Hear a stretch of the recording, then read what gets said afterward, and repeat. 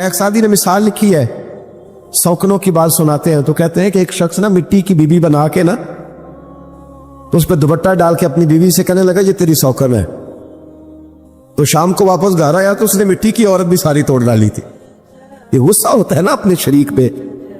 مشرکین مکہ رسول کریم صلی اللہ علیہ وسلم کے بارے میں معاذ اللہ باتیں کرتے تھے تو حضور اللہ کے دیے ہوئے علم سے انہیں جان لیا کرتے تھے.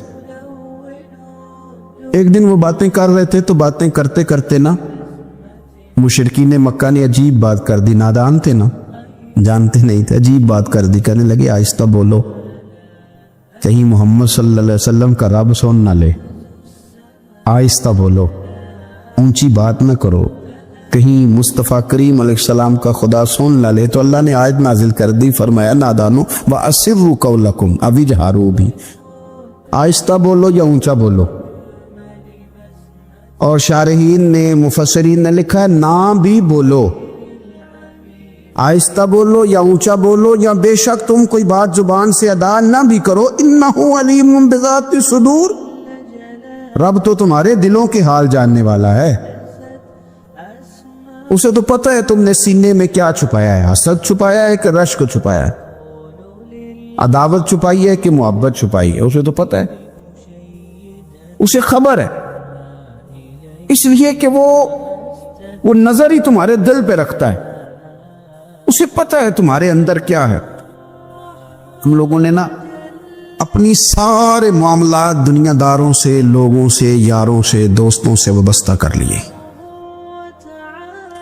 ہمیں تعریف بھی بندوں سے چاہیے، ہمیں اچھے ہونے کا جو ڈگری ہے وہ بھی بندوں سے چاہیے. ہم بندے بڑے نیک ہیں یہ بھی لوگ کہیں تو پھر ہم مطمئن ہیں. ہم صحیح راستے پہ چل رہے ہیں یہ سند بھی بندوں سے چاہیے. ہر بات پر اعتماد خلق، ہر وقت لوگوں پر ہی دھیان، لوگوں پر ہی توجہ، لوگوں کے معاملات ہی ڈسکس کرنا. بھئی یہ تو تیرے ذمہ ہی نہیں. تجھے تو کہا گیا ہے کہ وَمَن يَتَوَكَّلْ عَلَى اللَّهِ، تو اپنے رب کی ذات پر بھروسہ کر. فَهُوَ حَسْبُ، وہ تیرے لیے دنیا میں بھی کافی ہو جائے گا، آخرت میں بھی کافی ہو جائے گا. وہ تیرے لیے کافی ہے تیرا رب رسول. تو اللہ رسول کی جانب توجہ کر. ہماری ساری معاملات بندوں کے ساتھ مطلب فلانے کو کیا مل رہا ہے، فلانا کدھر جا رہا ہے، فلانے کے پیسوں پہ میرا کتنا حق ہے، فلانا آگے نکل گیا، فلاں پیچھے رہ گیا، فلاں نے محبت سے نہیں دیکھا، فلاں نے یہ کر دیا. اب ساتھ چھوڑیں، یہ تو ہر وقت تو ذکر آپ کو اللہ کا کرنا تھا. یا ایھا الذین آمنوا اذکروا اللہ ذکرا کثیرا وسبحوہ بکرۃ وعصیلا. یہ جو آپ ہر وقت بندے کر رہے ہیں یہ تو آپ کو حکم ہی نہیں ہے. آپ نے تو ہر وقت اللہ کرنی تھی.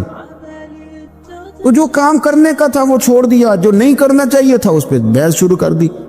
پھر دل کے اندر مد و جزر خراب ہوتے ہیں، قلبی واردات بگڑ جاتی ہیں، حسد پیدا ہوتا ہے، انسان کو لالچ پیدا ہوتا ہے، انسان حریص ہو جاتا ہے، انسان لوگوں سے عداوتیں پال لیتا ہے. کبھی ایسا کام نہ کرے. شہد بڑا میٹھا ہوتا ہے. عرب کے اندر ایک درخت پایا جاتا تھا، ایلوا اس کو کہتے تھے. اس طرح ہمارے ہاں نیم نہیں ہوتی، کڑوا ترین اس کا ذائقہ ہوتا ہے. اور آپ کچھ دیر اس کو پانی میں ڈال دیں تو پانی بھی سارا کڑوا ہو جاتا ہے، چونکہ اس کے خمیر میں رب کریم نے کرواہٹ رکھی ہے اور حکمت ہے. اس کرواہٹ کا بھی اپنی جگہ فائدہ ہے. لیکن حضور سید عالم صلی اللہ علیہ وسلم نے ایک مثال بیان فرمائی اور وہ بڑی سمجھنے کی ہے. حضور مثالیں دیتے تھے تو کمال ہو جاتی تھی. بڑے سے بڑا ان پڑھ بندہ بھی اس کی روح تک بات اتر جاتی تھی. کریم محبوب علیہ السلام فرمانے لگے کہ اگر ایلوا درخت کے کچھ ٹکڑے شہد میں ڈال دیے جائیں نا تو شہد سے زیادہ میٹھی چیز کوئی نہیں ہوتی. تو حضور فرماتے ہیں کہ وہ ایلوا کا درخت جو ہے وہ شہد کو بھی بگاڑ دیتا ہے، اس میں کرواہٹ پیدا کر دیتا ہے. حالانکہ وہ بڑا میٹھا تھا، اپنی جگہ اس کی مٹھاس میں کوئی کسی قسم کی کمی نہیں تھی، لیکن وہ ایلوا کے درخت نے اسے بگاڑ دیا. اللہ کے محبوب فرماتے ہیں جس طرح ایلوا کا درخت شہد کو تباہ کر دیتا ہے نا، اس طرح حسد آدمی کے ایمان کو تباہ کر دیتا ہے۔ ایمان بڑی میٹھی چیز ہے، بڑی حسین چیز ہے، لیکن جب حسد آ گیا نا، حسد ہے کیا؟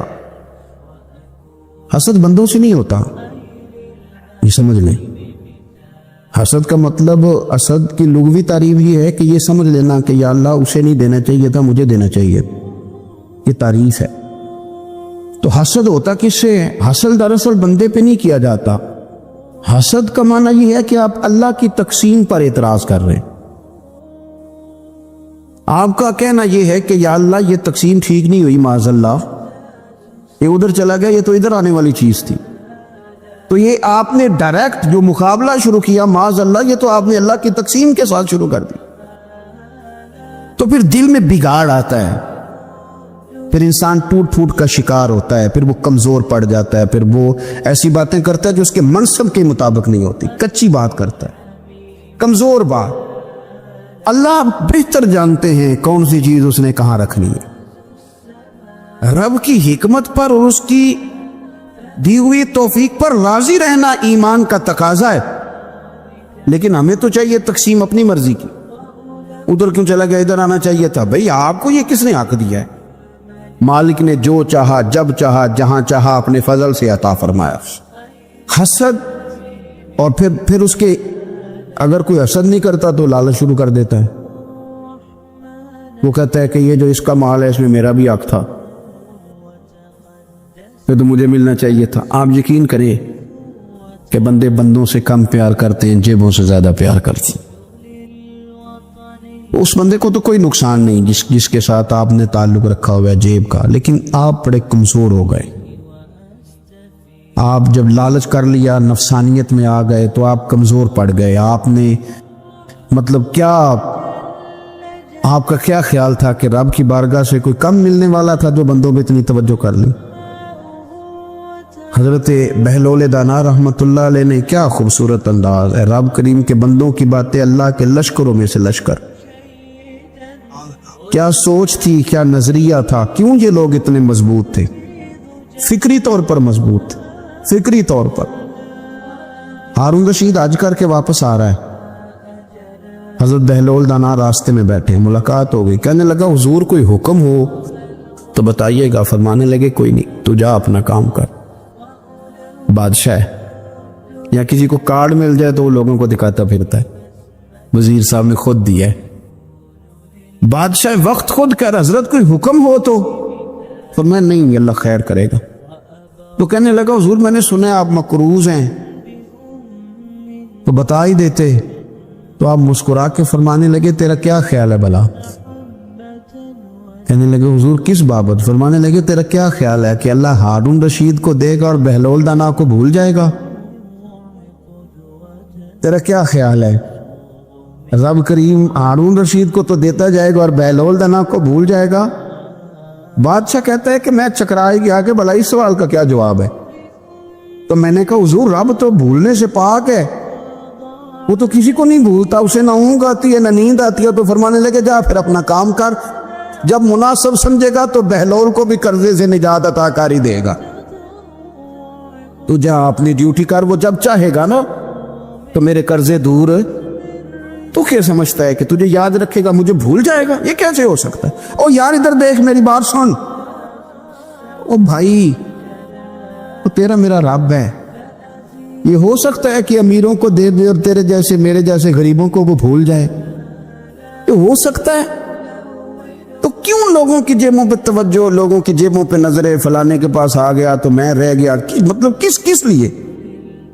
ہمارا رب کسی کو بھولتا نہیں ہے، کسی شخص کو وہ میرا مالک اپنے فضل سے نظر انداز نہیں کرتا، وہ سب کو نوازتا ہے، لیکن اس کی حکمت کے تقاضوں کا انتظار کرنا مسلمان کی شان ہے۔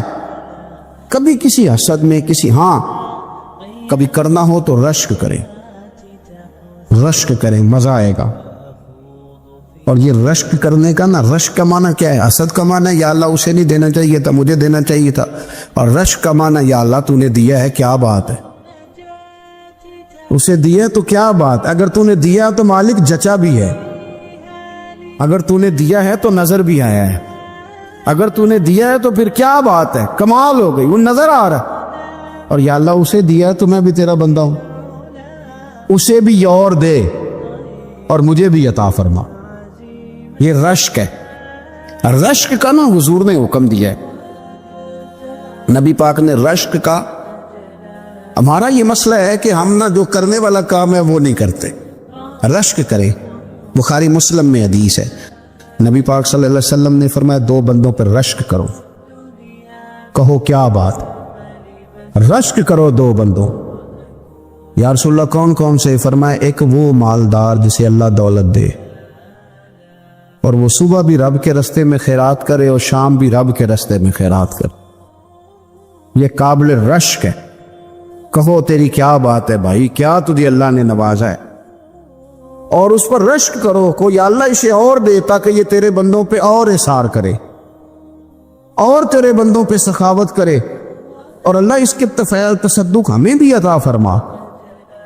اور حضور فرماتے ہیں ایک مالدار پر جو صبح و شام سخاوت کرے، اور ایک اس عالم پر جسے اللہ قرآن کا علم دے، وہ صبح بھی لوگوں کو قرآن مجید کے ترجمے تفسیریں قرآن کے درس سکھائے اور شام بھی لوگوں کو قرآن مجید کے درس عطا فرمائے۔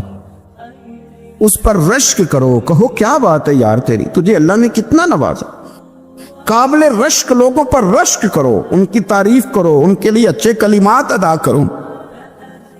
معاشرے میں حسد پرموٹ ہوا ہے، اگر کبھی رشک پرموٹ ہوتا نا تو عزتیں بڑھ جاتی، محبتیں بڑھ جاتی، خلوص میں اضافہ ہوتا، لوگ ایک دوسرے کے قریب آتے۔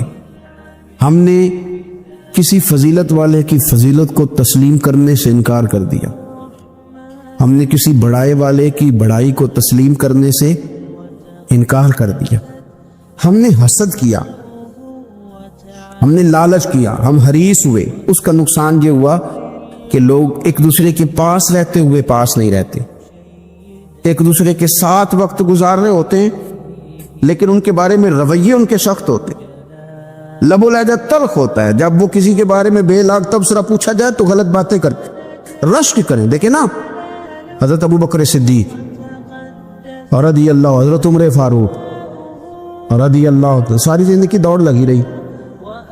حضرت عمر کہتے ہیں میں نے ساری زندگی دوڑ لگائی ہے کہ ابو بکر سے آگے گزر گئے، لیکن یہ دوڑ حسد والی نہیں، یہ رشک والی۔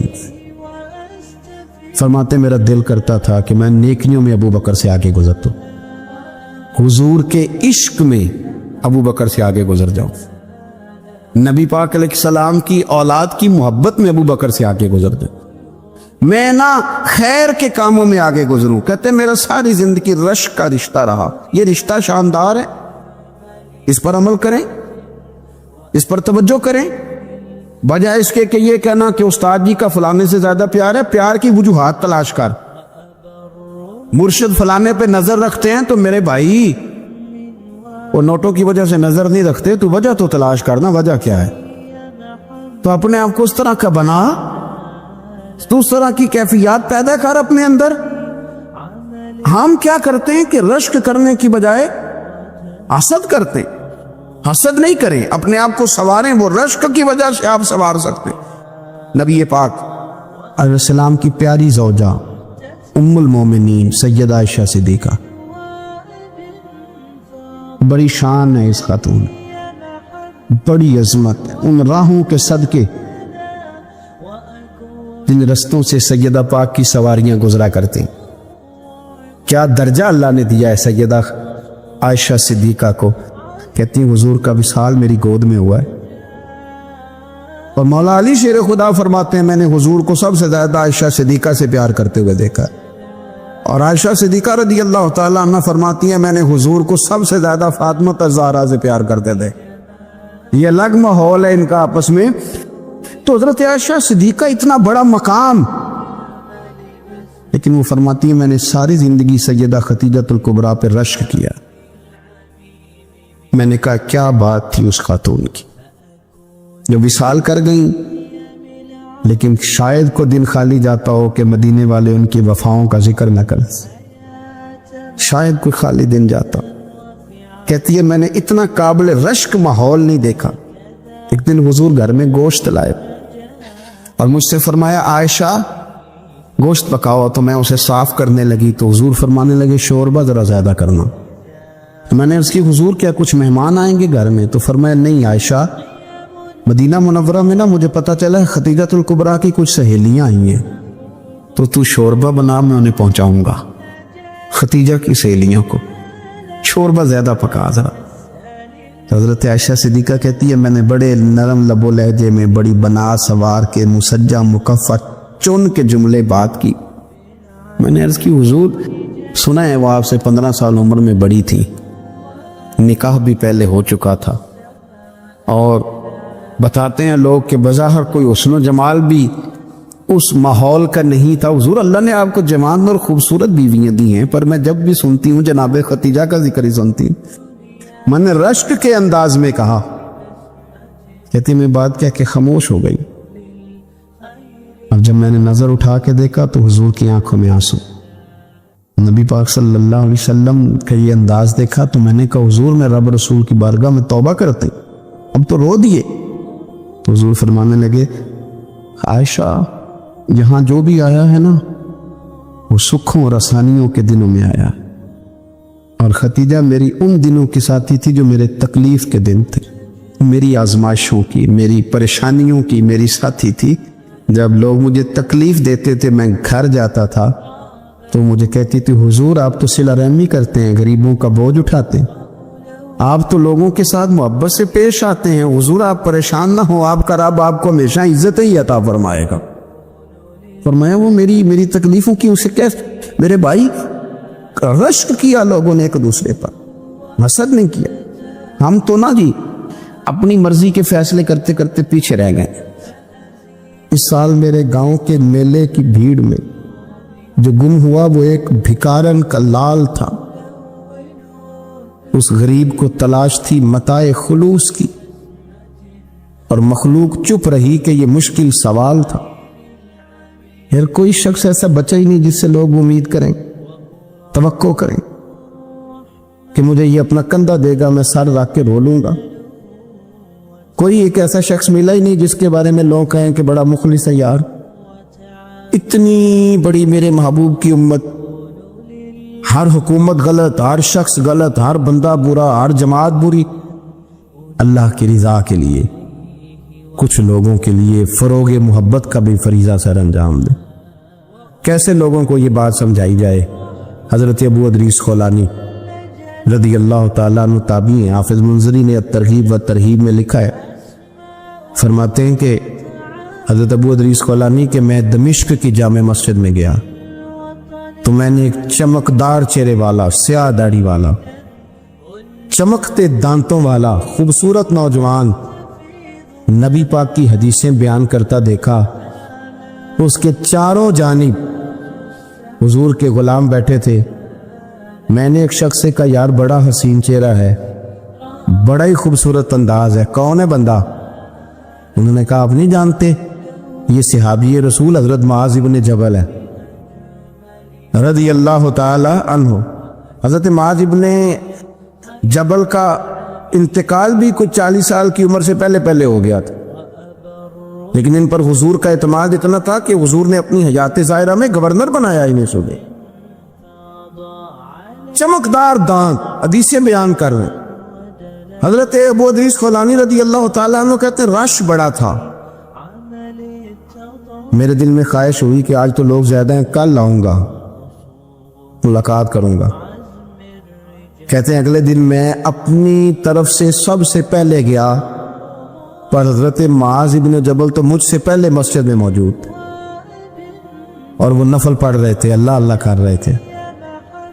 تو میں نے ان کے ساتھ سلام لی، فرمانے لگے کیسے آئے ہو؟ تو میں نے کہا حضور کل آپ کو دیکھا ہے، آپ کی باتیں سنی ہیں، تو گویا آپ کا تو چہرہ ساری رات میری آنکھوں کے سامنے رہا، تو میں تو سویرے زیارت کی غرض سے حاضر ہوا ہوں۔ اللہ کی رضا کے لیے مجھے آپ اچھے لگیں، اللہ کی رضا کے لیے۔ کوئی بندہ ایسا بھی تو ہو نا، کوئی غریب، کوئی مسکین، کوئی عالم، کوئی صوفی، کوئی درویش، کوئی ذاتی تعلق نہ ہو، تعلق کیا ہو؟ اللہ کے لیے۔ آپ مجھے اچھے لگیں حضرت سیدنا معاذ ابن جبل فرمانے لگے واقعی ایسا ہی ہے؟ عرض کی حضور بالکل ایسا ہی ہے. تو فرماتے میں نے چادر لی ہوئی تھی، حضرت معاذ ابن جبل نے میری چادر کو پکڑ کے کھینچا، فرمایا پکی بات کر یار.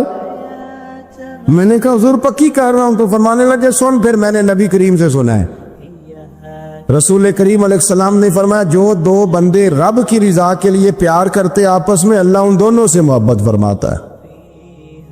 سن پھر اس کو یاد رکھنا، اللہ ان دونوں سے محبت کرتا ہے. حضرت ابو ادریس خولانی سے کوئی پوچھتا تھا نا کہ دنیا میں جانا ہے تو سرمایہ کیا ہے، تو فرماتے تھے یہ جو میں نے چادر لی ہوئی ہے نا، اس چادر کے اندر میرا وجود ہے، اور وجود کے اندر میرا دل ہے، اور دل کے اندر میں نے حضرت معاذ ابن جبل کو رکھا ہوا ہے. میں نے وہاں ان کا ٹھکانہ بنایا ہوا ہے، وہاں ان کا ٹھکانہ ہے. یہ دور نکتہ چی ہے، کہیں چھپ کے بیٹھ جا، اور جس دل میں تو مکی ہے وہیں چھپ کے بیٹھ جا. اقبال کہتے ہیں جس دل میں تو مکی ہے وہیں چھپ کے بیٹھ جا. دوستو، رسول اللہ صلی اللہ علیہ وسلم کے غلاموں نے مالک کی رضا کے لیے لوگوں سے پیار، فروغ محبت میں کردار ادا کی. اور بہترین کردار، آپ اپنی زندگی میں کچھ چیزیں ایسی بنائیں جن میں فقط اللہ کی رضا کے لیے محبت، خالق کی رضا کے لیے پیار، خالق کی رضا. آپ یقین کریں اگر تھوڑا تھوڑا کر کے ہم اس محبت کو فروغ دیں نا اپنے دلوں میں، تو بہت سارے بادل چھٹیں گے. ہم نے نا وہ تیزی سے دولت کو، لالچ کو، میں اکثر کہتا ہوں کہ میاں بیوی کا جو رشتہ ہوتا ہے نا، اس کو اللہ پاک نے نا قرآن پاک میں اپنی نشانیوں میں سے ایک نشانی قرار دیا ہے. ان دونوں کی وجہ سے گھر چلنا ہے، بچوں کی پرورش ہونی ہے، نظام زندگی. آپ گھر سکون کے لیے جاتے ہیں، اطمینان کے لیے. آپ اپنے گھر کے اندر جیسے بھی ہوں، آپ کہتے ہیں یہاں مجھے کوئی پریشانی، یہ میرا اپنا بیڈ ہے، اپنا بستر ہے. لیکن اگر اسی رشتے میں جب آپ بیج بوئیں تو سب سے پہلے دولت کا بوئیں. اگر لڑکے والے یہ لالچ کرتے ہیں نا لڑکی کیا لے کے آئے گی، تو لڑکی والوں کا بھی لالچ ہوتا ہے کہ لڑکا کماتا کیا ہے. ان کو بھی پتا ہوتا ہے کہ کتنے پیسے لاتا ہے، کیا کمائی ہے، کتنا کچھ جھاڑو پھیر لیتا ہے. آپ نے جب بنیاد یہ رکھی، مجھے دیانتداری سے بتانا کہ پورا نیک ہو، پورا شریف ہو، پورا پرہیزگار ہو، لیکن دولت صحیح نہ کماتا ہو تو رشتہ آسانی سے ہو جاتا ہے. وہ بس سارا کچھ ٹھیک ہے، چلو کمائی تھوڑی سی کم ہے، وہ مشکل سے گزارا ہوگا. وہ کہتے ہیں نہیں جی نہیں، بھوکے تو نہیں نہ مرنا. کیوں؟ ہم نے اس کے اندر جب دولت کو شامل کر لیا، آ گئی دولت، تب جس رشتے کی بنیادی دولت پہ ہوگی وہاں آپ وفا تلاش کریں گے، وہاں ہم خلوص تلاش کریں گے، وہاں ہم للہیت تلاش کریں گے. اللہ کرے ہو جائے. لیکن وہ ہمارے مائنڈ سیٹ میں یہ بات ہوتی ہے کہ یہ جو معاملہ ہے یہ گڑبڑ ہے. اگر رضا الہی مقصود ہو، اگر اللہ کی رضا مقصود ہو. حضرت فاطمہ بنت قیس ایک صحابیہ تھی، انہیں طلاق ہو گئی. ان کے لیے دو رشتے آئے. ایک حضرت عبد الرحمن ابن عوف کا مالدار ترین آدمی تھے، اور ایک حضور کے غلام تھے، وہ بڑے غریب تھے، مسکین تھے. ان کے والدین کی خواہش تھی کہ عبد الرحمن ابن عوف سے شادی ہو جائے، وہ بھی تو بڑے نیک ہیں، پارسا ہیں، عشرہ مبشرہ ہیں. حضرت فاطمہ بنت قیس نے کسی بندے کی ڈیوٹی لگائی، کہنے لگی پتہ کرو نبی پاک کی رضا کیا ہے، حضور کی رضا کدھر ہے. تو پتہ چلا حضور کی خواہش غریب کی طرف ہے. تو وہ خاتون اپنے ماں باپ کو کہنے لگی میرا نا اس غریب سے رشتہ کرا دو. انہوں نے کہا پتر، بیٹیوں کے بارے میں ماں باپ بڑے احساس ہوتے ہیں. ہم چاہتے ہیں کہ عبد الرحمن ابن عوف مالدار ہے تو وہ بھی تو نیک ہے نا، حضور نے دنیا میں جنت کی بشارت دی، اور ان کا بڑا اعزاز ہے، حضور نے ان کے پیچھے نماز پڑھی، بڑا مرتبہ بڑا مقام والا صحابی ہے. وہ تو غریب آدمی ہے، اور پھر حضور نے حکم تو نہیں نہ دیا، خواہش کا اظہار کیا ہے. اس بی بی کے جملے بڑے شاندار ہیں. کہنے لگی آپ مجھے اللہ کی رضا کے لیے نا میرے نبی کے حوالے کر دیں، مجھے امید ہے اللہ رسول مجھے کبھی ضائع نہیں فرمائیں گے. مجھے حوالے کرے رسول کائنات. چھوڑیں کو ضروری ہے دنیا داری ہر طرف دیکھنا. کہیں کوئی کام ایسا بھی تو ہونا جو محبت کے زور پہ ہو, جو محبت کے لیے ہو. کوئی ہمارے پاس بڑے سارے لوگ آتے ہیں, بڑے سارے لوگ آتے ہیں, اور ہم اس قابل بھی نہیں جتنے لوگ آ جاتے ہیں. میں صحیح کہہ رہا ہوں, بالکل کوئی حیثیت نہیں 1% بھی. جب پلٹ کے دیکھتے ہیں تو شرم آتی ہے کہ یار اتنی دور سے بندہ چل کے آ گیا, اس کو کیسے سمجھائیں, کس طرح کر کے. تو ایک آدھ دن پہلے ایک بزرگ آ گئے اور وہ اچھے صاف ستھرا ان کا مزاج تھا, بڑے شاندار. تو میں زیارت کے لیے ہوں. تو میں نے کہا زیارت شہرت والا تو کھاتا کوئی نہیں, چلو آپ آ گئے ہیں تو کوئی حکم کرے. تو کہنے لگے کوئی حکم نہیں, میں اللہ کی رضا کے لیے آیا ہوں. یہ کوئی تقریر نہیں تھی, ایک خطبہ نہیں تھا, نہ ان کے سامنے سپیکر تھا, نہ وہ شور کر رہے تھے, نہ وہ نعرے لگوا رہے تھے, نہ وہ ہاتھوں پہ ہاتھ مار رہے تھے. اس بندے نے کہا اللہ کی رضا کے لیے آؤں, تو وہ بھی رو پڑے تو میں بھی رو پڑا. ختم ہو گئی بات. اب بات کو سمجھیں, یہ اتنا تگڑا رشتہ ہے نا یار. کسی رشتے کے بیچ برادری ہوتی ہے, کسی رشتے کے بیچ خاندان ہوتا ہے, کسی رشتے کے بیچ قبیلہ ہوتا ہے, کسی رشتے کے بیچ رنگ نسل ہوتی. وہ کتنا تگڑا رشتہ ہے کہ دو بندوں کا رشتہ ہو, ایک بیچ میں خدا ہو, دوسرے محمد مصطفیٰ ہو. آپ کتنا اسے مضبوط رشتہ سمجھیں گے جس کے بیچ اللہ رسول ہو. اتنا تگڑا رشتہ, اتنا مضبوط تعلق, اتنی وسعت اس کے اندر. اللہ کی رضا کے لیے حضرت موسیٰ کلیم اللہ علی نبینا علیہ الصلوۃ والسلام سے رب کریم نے فرمایا, کہا اے موسیٰ میری رضا کے لیے بھی کوئی کام کیا ہے؟ موسیٰ علیہ السلام نے عرض کی یا اللہ میں نے تبلیغ کی. تو فرمایا وہ تو آپ کی ذمہ داری تھی. امام غزالی نے روایت لکھی ہے, اے اللہ میں نے آپ کے تمام احکامات پہ عمل کیا, موسیٰ وہ تو آپ نے کمال کیا, اللہ کے پیغمبر ہیں. تو میری رضا کے لیے, تو یا اللہ تیری رضا کے لیے کیا ہے؟ تو رب کریم نے فرمایا کسی بندے سے صرف اس لیے پیار کیا ہے کہ وہ اللہ کا بندہ ہے, فقط اس لیے پیار کیا ہو کہ وہ اللہ کا بندہ ہے, فقط اس لیے. میرے عزیز آپ بات کو سمجھیں, زندگی میں فروغ محبت پر کچھ کام کریں, کچھ تھوڑا سا کوشش کریں گرد جھاڑنے کی, کچھ گرد جھاڑنے کی. ہم نے نا ایک سٹیٹس بنا لیا ہے. اب تو مسلمان پہلے فرقوں میں بٹے, قبیلوں میں بٹے, اب شہروں میں بٹ گئے. آپ کبھی گجرانوالہ کے لوگوں سے پوچھو نا گجرات, تو کہنا ہو گجرات والے تو اللہ بچائے, کہتے ہیں کہ نہیں؟ گجرات کے لوگوں سے پوچھے گجرانوالہ تو کہتے ہوتے کھاندے ہی بڑا نہیں, کس کی بات کر رہے ہیں. تو گجرانوالہ والوں سے پوچھیں لاہور والے, کہتے توبہ لاہوریا جی. صحیح کون ہے؟ کوئی بھی نہیں. کیوں؟ اس لیے کہ ہم نے ہر شہر کے لیے کہاوت بنا لی ہے. میں صحیح کہہ رہا ہوں, ہر قبیلے کے لیے کوئی نہ کوئی. یہ ہم نے ظلم کیا اپنی جان, یہ ہم نے زیادتی کی. کہانیاں بن گئی, کہاوتیں بن گئی شہروں کے لیے, علاقوں کے لیے, قبیلوں کے لیے. مقصود کیا تھا؟ کسی طریقے سے نفرت پروان چڑھے. کھانا ہے نا, کھانا تو آپ جو کھانا کھاتے ہیں وہ اپنے ذائقے کے مطابق کھاتے ہیں. سندھ کے لوگ جو کھانا کھاتے ہیں وہ اپنے, آپ کا کوئی حق نہیں آپ ان کے کھانے پر تنقید کریں, اس لیے کہ ان کا ذائقہ وہ ہے. اور ان کا بھی کوئی حق نہیں وہ آپ کے کھانے پر تنقید کریں, اس لیے کہ آپ کا ذائقہ. لیکن طنز کرتے ہیں. جو بات سمجھانا چاہتا ہوں وہ یہ ہے کہ ہم طنز کرتے ہیں, تنقید کرتے ہیں.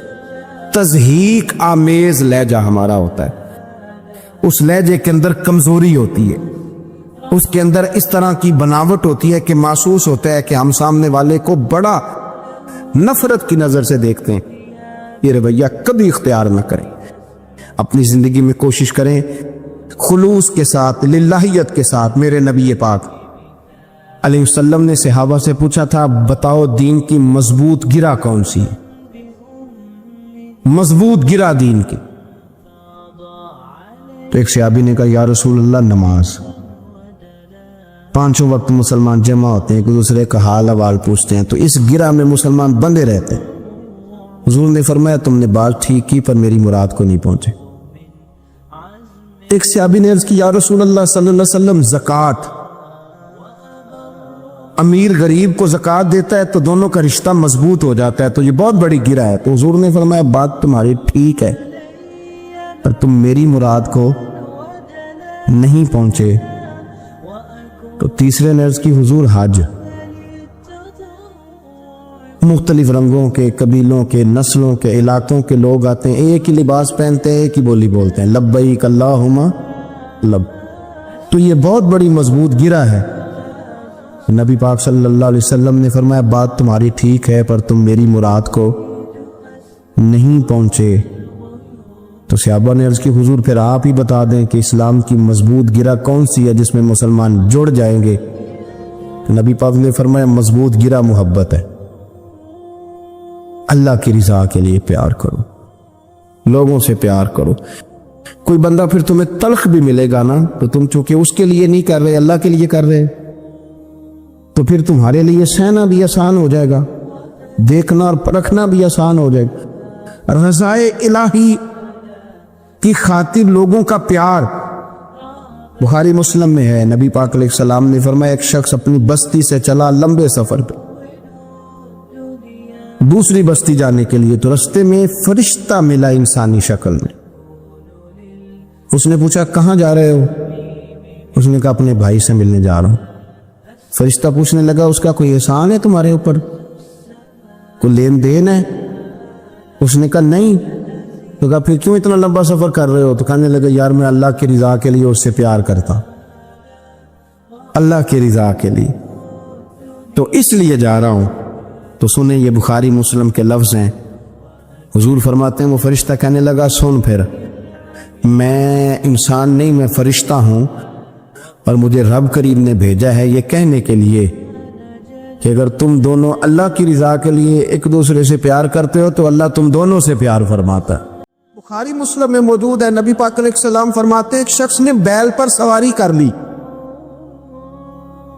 بیل پر، گائے پر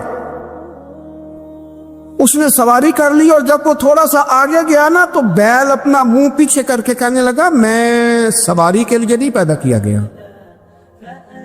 اللہ نے اسے زبان عطا فرمائی اور بیل بول پڑا، کہنے لگا مجھے ہل کے اندر جوت لے، یہ کام مجھ سے لے لے، لیکن تو میرے اوپر سواری نہیں کر سکتا۔ سواری کے لیے اللہ نے گھوڑے پیدا کیے، اونٹ، گدھے اور خچر پیدا کیے ہیں، جو جانور جس مقصد کے لیے ہوگا اس سے وہی کام لیا جائے گا۔